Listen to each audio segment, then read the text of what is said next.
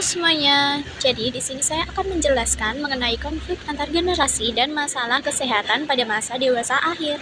Nah, pada masa ini itu umumnya itu berusia 65 ke atas atau bisa disebut juga dengan lansia. Nah, pada masa ini juga memiliki beberapa perubahan, yaitu yang pertama itu terdapat perubahan fisik dan fungsi tubuh itu menurun. Lalu yang kedua, sistem imun tubuh juga menurun. Terus adanya perubahan secara emosional dan adanya perubahan secara spiritual. Nah, pada masa ini itu bisa memiliki konflik antar generasi karena perbedaan antara generasi yang lebih muda dengan generasi yang lebih dewasa. Baik itu mengenai pola pikir, kebiasaan, atau bahkan cara komunikasi. Nah, konflik-konflik yang biasanya terjadi itu yang pertama ada konflik perawatan dan kesehatan. Terkadang itu lansia sering tidak mau mengikuti saran atau perawatan medis dari anak-anaknya karena ia tuh merasa cukup hanya dengan pengobatan secara tradisional atau ingin mempertahankan kemandiriannya. Yang kedua itu biasanya konflik ketergantungan ekonomi dan emosional. Lansia yang sudah tidak produktif itu seringkali bergantung secara ekonomi dan emosional pada anak-anaknya sehingga dapat menimbulkan konflik yang diperdebatkan antar sesama anak atau bahkan sesama keluarga anak. Yang ketiga, adanya konflik perbedaan nilai dan gaya hidup. Perbedaan pandangan antara lansia yang biasanya lebih tradisional dengan anak cucu yang lebih modern atau masa kini. Lansia dapat menemukan gaya hidup yang tidak dinormalisasikan pada masanya, namun ia temui pada masa kini, dan itu justru menjadi hal yang normal-normal saja. Tentu saja itu dapat memicu adanya perdebatan antara anak masa kini dengan lansia yang hidup di masanya.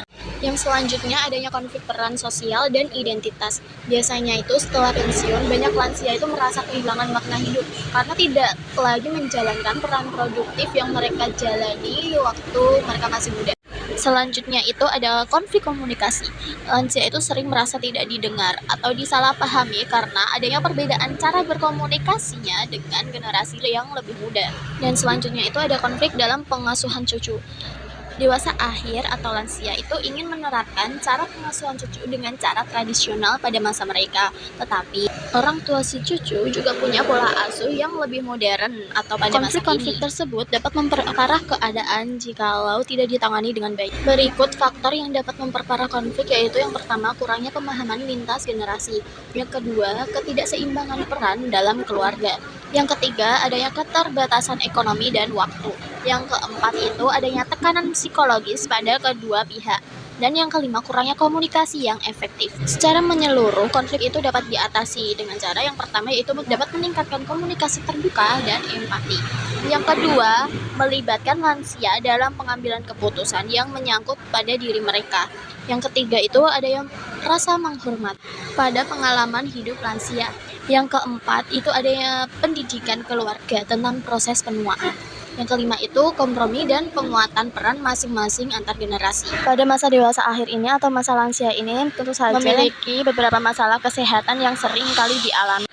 Yaitu yang pertama itu biasanya itu mengidap penyakit kronis seperti hipertensi, diabetes, penyakit jantung, atau bahkan radang sendi. Yang kedua yakni biasanya pada masa lansia ini juga memiliki masalah kesehatan mental seperti depresi, demensia, dan kecemasan. Tentu saja pada masa ini juga memiliki masalah kesehatan yang lain, yaitu seperti masalah gigi dan gizi, terus kesulitan mengontrol buang air kecil, gangguan pencernaan, gangguan sistem sensori, gangguan mobilitas, dan risiko jantung, gangguan fungsi kognitif dan neurologis. Pengaruh gaya hidup terhadap kesehatan dan panjangnya usia pada dewasa akhir atau lansia. Yang pertama ada aktivitas fisik. Aktivitas fisik seperti olahraga secara rutin dapat memperkuat jantung dan paru-paru, serta dapat mengurangi stres. Hal ini dapat melindungi dari darah tinggi, pembekuan arteri darah, penyakit jantung, osteoporosis, dan diabetes. Yang kedua ada gizi. Gizi memainkan peranan yang besar dalam kerentanan terhadap penyakit kronis seperti aterosklerosis, penyakit jantung, dan diabetes. Pola makan yang sehat dapat menurunkan resiko kegemukan serta tingginya tekanan darah dan kolesterol. Nah, apa sih dampak konflik yang telah terjadi terhadap kesehatan lansia? Yang pertama itu adanya dampak fisik seperti terjadi stres dan penurunan imunitas dan meningkatnya penyakit kronis serta terdapat gangguan tidur pada lansia. Nah, yang kedua itu juga terdapat dampak secara psikologisnya seperti dapat mengalami depresi dan kecemasan, lalu penurunan harga diri pada lansia dan isolasi sosial, atau bisa disebut juga dengan pengurungan diri.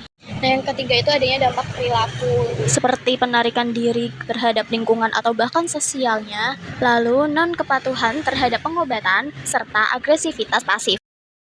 Tersebut yang dapat saya sampaikan, kurang lebihnya mohon maaf. Sekian dari saya. Wassalamualaikum warahmatullahi wabarakatuh.